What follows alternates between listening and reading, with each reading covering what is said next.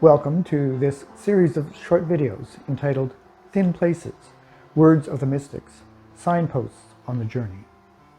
My name is Roger Bond, and I'll be your host as we ponder the words of some of those people, past and present, who search for and explore the sacred spirit from a perspective of awe, wonder, and mystery. In each video, you'll hear a few writings from mystics such as Richard Rohr, Mathew Fox, Thomas Merton, Frederick Buechner, Meister Eckhart, and Julian of Norwich. After each quotation, I'll leave you to sit with it, to ponder its meaning for you, while I provide music that I feel will be conducive to using those words to go deeper, to search for those thin places where you may touch and be touched by the sacred spirit as you follow your journey to the sacred.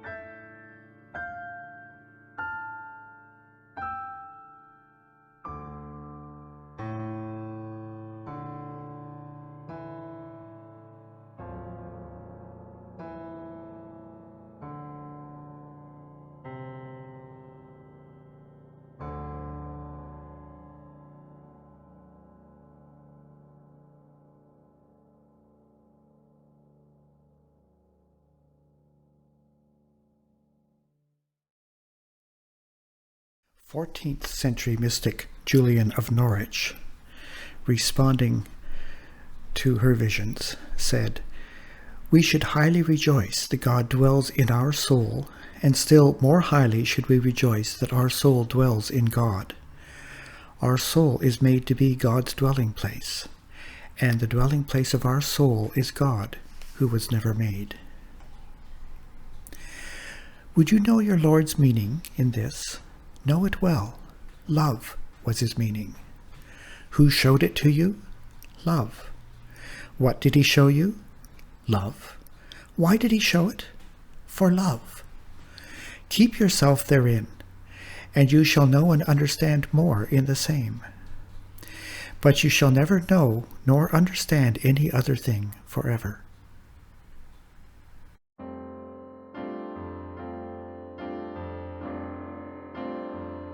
O source of all, you shine your light within, and then surround with holy silence.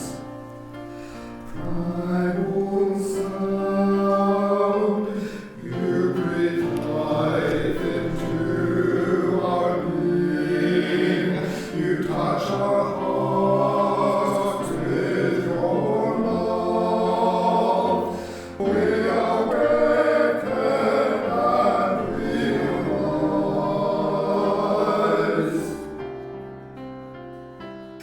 May we walk in peace united. May we live in love enlightened, and know that we are one.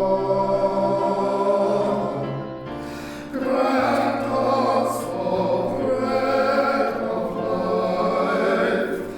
Help us to understand.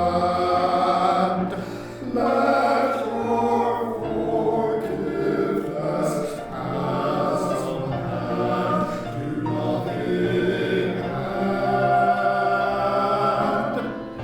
Free us from thoughts that bind. Remind us who we are. A part of earth and sea, a sky and shining star.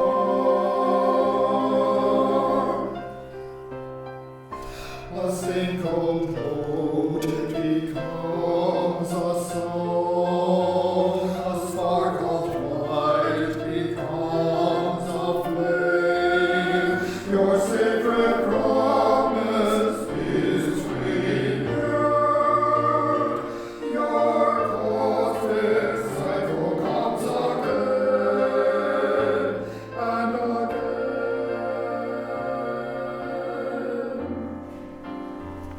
O source of all, help us to grow. May it be so. May it be so.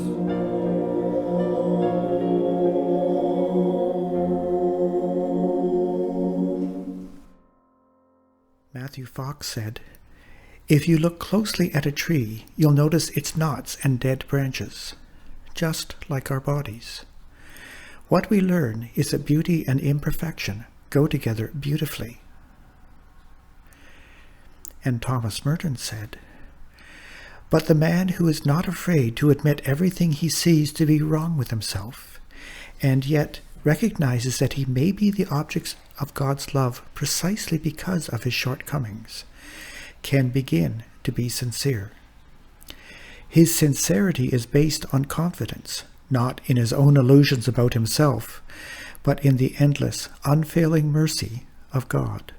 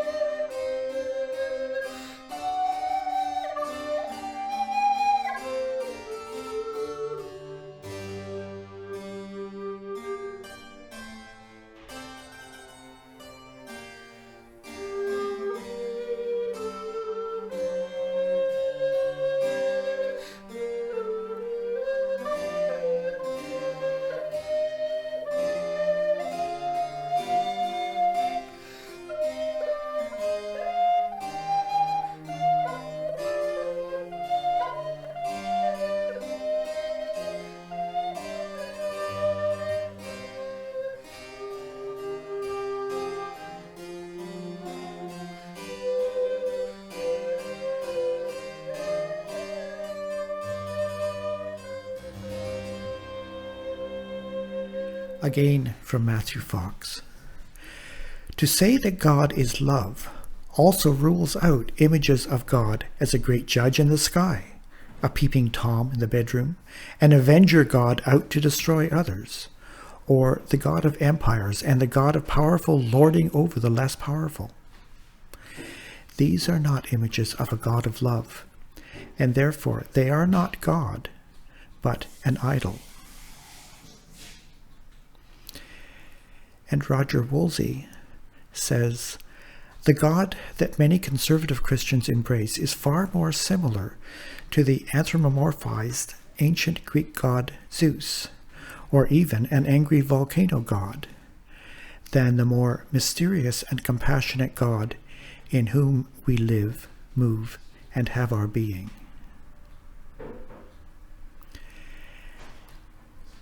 And from Richard Rohr, "Most of us were taught that God would love us if and when we change. In fact, God loves you so that you can change. What empowers change, what makes you desirous of change, is the experience of love. It is that inherent experience of love that becomes the engine of change." And once more from Matthew Fox. "A child lives in a world of petition. I want, I need, I desire, you give. The child's prayer of petition cannot be the foundation of adult prayer. Prayer is a person being changed, not God. Kierkegaard says, prayer does not change God, but it changes the one that offers it."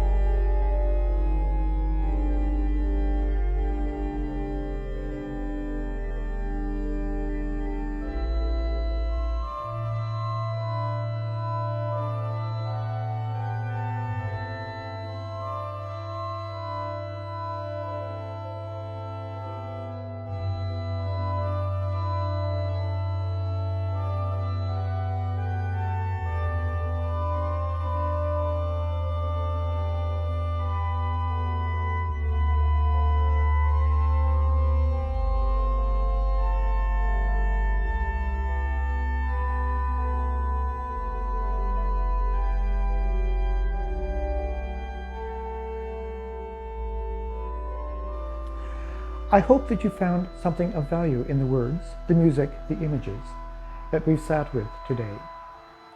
Please join me again in about 2 weeks for another video in the series Thin Places, Words of the Mystics, Signposts on the Journey.